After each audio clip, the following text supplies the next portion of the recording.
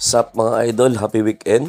So before tayo maglaban ng gagamba mga boss, pakita ko sa inyo kung paano ko to hinihiting. So langaran lines mga boss, langaran lines no. So magaganda to, parang Margus style din no. So check nyo na lang mga boss.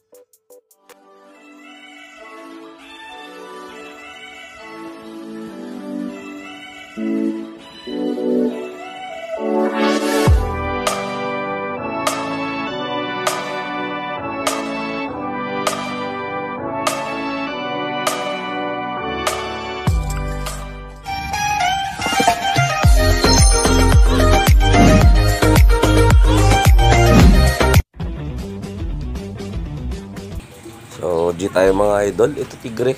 So, dalawang laban itong i-upload ko ngayon mga idol. No? So, maganda-ganda to. Kasi kondisyon malala itong mga gagamba na to. No? Tapos yung napanood nyo nung last time, yung nag-Royal Rumble. So, may unfinished business yun mga boss. Tigre yun. So, dumali ng 4 bago natalo. No? So, mga boss.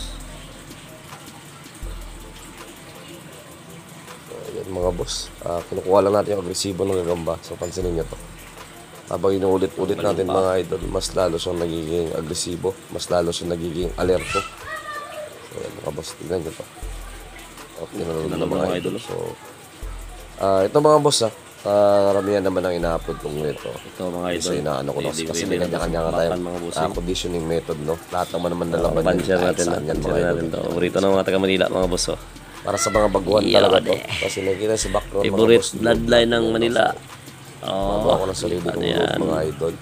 Pero ngayon alam niyo yan mga favorite boss, ng mga taga Manila. yung SB3 alas space out na sim sa Oshumix no. So ito yung load natin mga idol. Basta ngayon nang walang order mga idol. So personal load natin to. May timpla lang ako pag may order lang no. Paubos na yung mga ano talaga na original no. Pagang wala na mga boss. Substitute ka. Kita rin buka.